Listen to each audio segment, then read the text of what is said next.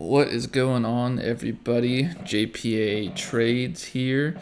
You guys wanted me to do a little bit of live, due diligence for some of the stocks you asked for. So I guess I'll kind of give you my food for thoughts on what's going on today. But before we get started, I just want to say thank you to all the new subscribers, and then thanks for all the likes we've been getting. We've been growing really fast, and I really appreciate all the support and love you guys have been showing me on the channel. So with that, let's get going. So first thing, just before we get started on anything, is CPIs tomorrow. So what I'm going to be looking at for all of these is just, I'm not going to be drawing any patterns. What I'm mostly going to be doing is looking at where there's some fancy looking wicks, and then what else kind of looks obscure in the chart that'll be like, hey, here's a good level to use for a pin up, pin down, what we can make from there. So first off, interesting thing about this CPI is that, and last CPI, is they just keep constantly saying, hey, it's going to be terrible. This will be real bad. So I wasn't really overly inspired to do anything again. This tweet right here, 2:15 p.m., is kind of what drove the market down and started that sell-off. And then I was considering buying calls on it near close, and they shot up pretty nice. I was trying to get some Amazons. They went up a little bit. They're like up, what's that? I was trying to get them for 1.4. They went to 1.22, so like 25-30%. So I didn't want to chase it, and kind of bummed out I didn't get anything, but what are you going to do? So CPI, oh, Jimmy Chill right there. CPI, they're calling for 8.8%. So basically, if it's over probably 9, market's going to be pretty big downies. Wouldn't really see anything that's going to make us go up with it over 9%. Last time this happened, where they said it's going to be bad, we sold off. But if for some reason it came in right at 8.8%, or even maybe like 8.9, we might be able to shake it off and kind of start to rally. So with that, let's go into our trend spider here and see what we got going on. So I have it on SPX now. Let's turn it just into SPY to start out. I got your guys' little DD, said I'll do a few extra. Don't want to let this video go forever, but we'll look and see of what's going on here. So let's just start with SPY. So here's my potential cup and handle if it was not too bad. I mean, we could kind of fix this right here. Nothing to see. Yeah, that's it. Real nice cup. But no, in all seriousness, let's just remove everything. And this is Trend Spider. I'll put a link in the description if you're interested in it. So what you want to look for here. So CPI is going to be a news event. So the patterns aren't really going to matter. All that's really going to matter is what happens when we get to kind of these wonky looking wicks. So here's what I like. Here's what I want to see. I want to see if it's good. 393, which seems like it's miles away now. So more importantly, I kind of want to see what happens. 372. There's another one that's about, yeah, so we'll just call it 372 for there. And kind of focusing in top of this candle kind of lines up, but there's the bottom of the day. So I want to kind of see, just looking through these candles, what looks interesting. I know this is a big level, but 393 is really far away. I know 372 is a big level, but again, that's still 8 points away. So how big is this reaction really going to be on CPI? So I want to start to look for where things start to get packed together. So there's some packing together here at 376. There's some more here. There's a couple just higher wicks there. Today's the low. So so here looks like a pretty good spot, simply because we got all these repeating 90-minute candles. Have the down there, so 378.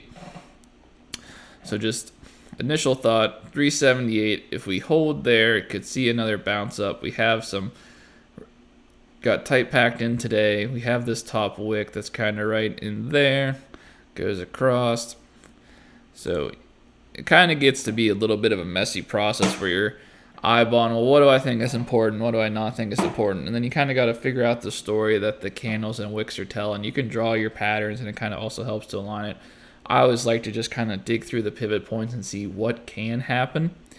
So I wouldn't really consider these middle ones very powerful, but I do really like this 393.16 and 372. And I like kind of this low of the day today because that was that sell off before CPI. So maybe what's best to say, just from some powers of deduction going in. So everyone should have been afraid of CPI because it's going to be terrible. So what I would kind of do with this is I would say whatever today's low was. So go right over top, see what the low was. 378.99. Yeah, close enough. And say, okay, I don't want to see anything lower than 378.99, or else there's a pretty high chance that we're going back down to just say 373, because that's where that support is. And then I would put some sort of comical annotation down here that says like the end is near, discount on parachute prices at all-time highs, because you're going to be jumping off buildings. And then once we get through here, you can really start to hit these gap ups. So potentially could jump all the way back bottom of here. So 401 could do it again. 405 could do it again. 409. So for this is probably what I would end up narrowing it down to. And I'll post these charts later on Twitter of what I think. But happy CPI number. Over the course of a few days, we might be able to make it back to 393. CPI number not good. Likely for SPY, we're going to go back down to this 373. If it's really bad and things just doom and gloom again, we're going to go back down to 362. So we'll say that's our SPY number, and I'll post this later. So let's see, AMD in here a lot, Apple in here a lot, AMD, McDonald's, GME, Google. Yeah, all right, so a lot of AMDs. So let's take a look at AMD. I have unusual whales open too, so if we want to go and look at the end there. Because like I said, I don't want to bore you guys to death with this. I just want to run a few charts across. Just remove all these annotations.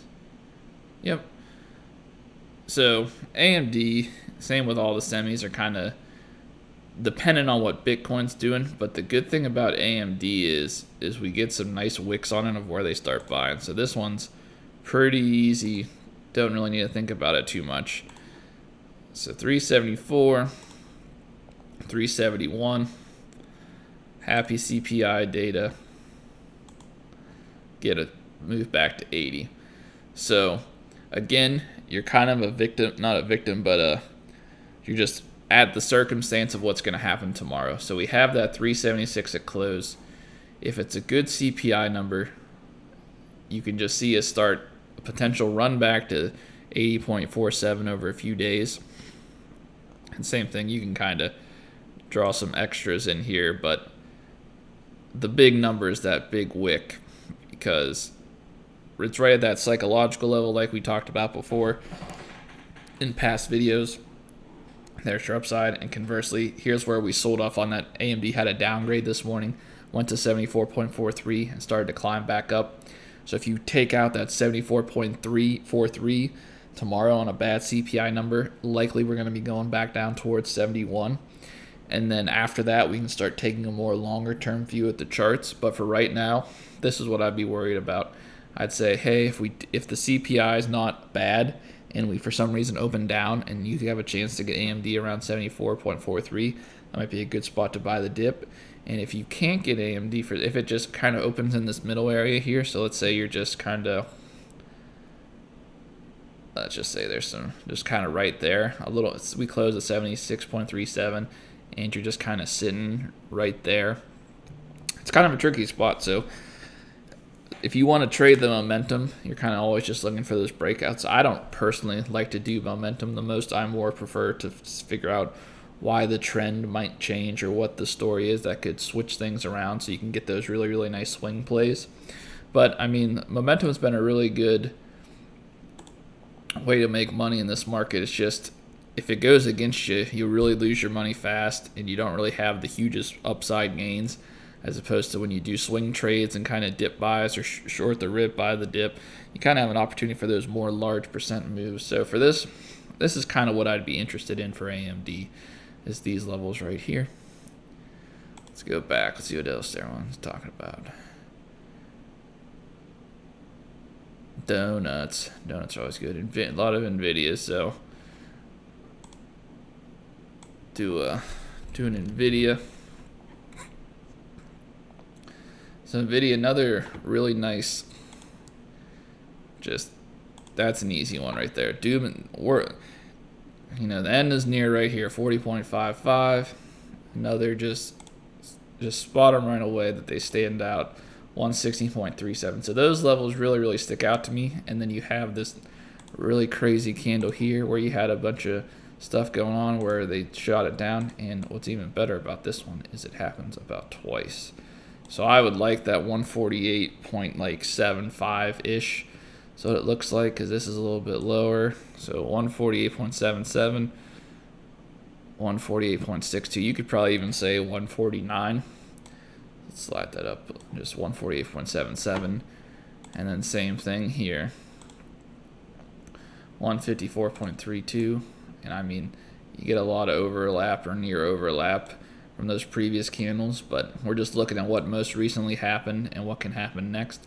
So what you'd like to have happen is NVIDIA just blow through this 160 and rocket back up to 172, because just as fast as it falls down, well, not just as fast, but once there's gaps to fill and once there's big wicks that say, hey, why did this happen? Or because you'll see NVIDIA all in one move will just have those rocket up days, and same thing, rocket down days.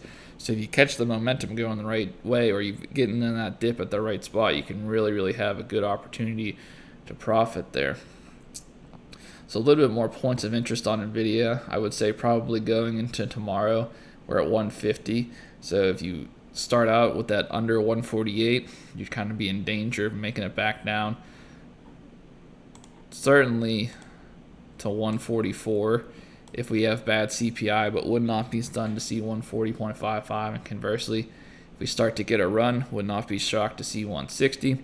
But it's one of those things where you don't want to go super heavy into these events, because it's not quite the same as playing earnings, but once you're in, you're in. And I'd much rather be in a position and say, okay, I'm here for either a dip and I have an opportunity for something to happen, rather than, hey, I'm here for the dip, but if a bad news event happens, it's going to get worse. It's the same thing if like COVID happened. No one could predict overnight your calls would go down because they locked down a new city.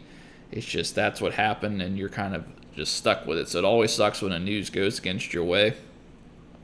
But you just got to play what you can and do what you can, and just have a reason for getting in. Don't just be like, oh, I think this might happen, so I'll do this tomorrow. So let's do another one. Apple was pretty strong today. We're getting up towards like 13 minutes, so we'll keep going. Here's my funny quotes one. So looks like we did get onto the moon a little bit. So I'm going to keep probably most of these the same. So I still like where we're at here with the big Wendy's for my job back. So 133, big spot to hold. So we're right around 145. So same logic applies. Put the parachute here, but we might kind of 148.5. So it's a little bit more resistance building up here, as in there's just going to be more to get through. So this is like pre-boarding for the moon, and this is like your first class ticket, moon tickets, where you want to front run everyone else and get on early, and sometimes you got to pay extra whenever it goes down. And then here's where your moon can take off and get you up to that 150, then really over 150 get going pretty nice. But I'd suspect kind of the same thing here, where here's these wicks, that down wick, that top wick. If we start selling, Apple's definitely going to go under 143.68. And then over the course of a few days, you'll probably be in a situation, maybe not a few days, maybe like a week, you'd be at risk of going back down to the mid to low 130s, kind of back down this 133.77. And then you're back into that whole new thing again of, well, what happens here if we get down to 129? Am I into a good value, or am I at risk for more downside because you keep making lows? Because you're never going to perfectly time the bottom on a long-term trend. It's kind of nice to time them on just kind of repeating bottoms for a bounce, because it's easy to get a one-day bounce. It's hard to get a whole reversal in direction. So that's something just to keep in mind. I wouldn't be out there loading Apple comments at 130 and hoping for the best, but you could buy at 130, set a stop at 129 in your stock, and then hope that you get a nice bounce back up. Because, I mean, it's never a straight line down. You can see it the whole way. Dip, bounce, dip, bounce, dip, bounce, dip, bounce, dip, bounce. You just don't want to be on the ride for too long and get stuck. So, like I said, I'll post all these charts again, but hopefully this kind of gave you some of the insights of what I'm looking at. On news days, I'm looking for things that stand out, looking for kind of obscure pieces of information that you can kind of digest and say, well, why did this happen here? Why did it have such a powerful reaction up to this point, then sell off? Because that's what, it might not be a powerful reaction from CPI, but it's priced to be a powerful reaction. So we want to see something happen. That's what the market wants to see. If it doesn't happen, your calls are going to lose all their theta tomorrow morning, or your puts are going to lose all their theta tomorrow morning. That'll be worth a ton less anyway. So when you're doing your kind of analysis and initial thoughts, you want to be thinking, okay, when this crazy upside move happens, here's what's coming. When this crazy downside move, here's what's coming. And just kind of really make your decisions from there. So with that, I hope you guys have a great rest of your evening. If you're not subscribed, be sure to hit the subscribe button. And Pokemon's coming back, so best get ready for it. All right, later, guys.